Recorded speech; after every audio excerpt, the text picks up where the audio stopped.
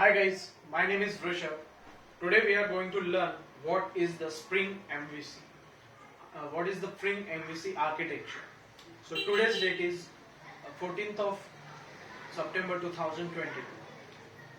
So when we're talking about the Spring MVC, it is we can call the model view architecture. Model view architecture. That architecture, MVC architecture, it is the framework also.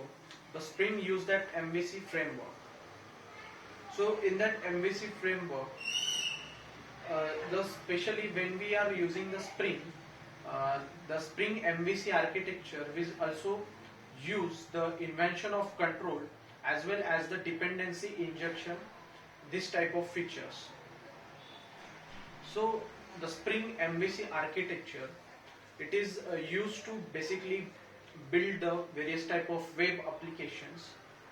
So in that web application, when we going to make an web application, there is the front controller, models, view and controller.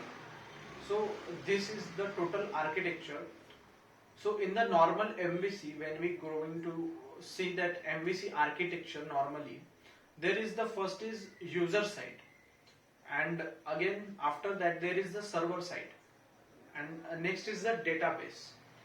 So whatever the request is came from the user, that request have to be processed by the controller. There is the specific controller is to be there. That whatever the request is came from the user, that is in the HTTPS format or HTTP format. So that request which received by the Spring MVC. So in the Spring MVC there is the front end controller is there. After that models and a controller which we give the program logic.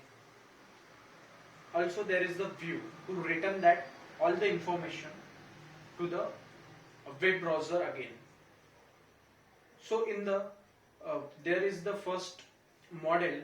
That model will be there is the various type of data will be present in the model. So that data which is in the format of the objects or the collection of the objects. So various type of the collection of the object is present. Our model will consist the data.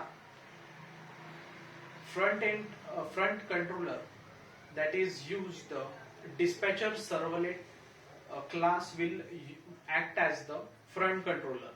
So that dispatcher controller class that work has to maintain the flow of the MVC architecture. It will nothing but to maintain the flow of that total architecture.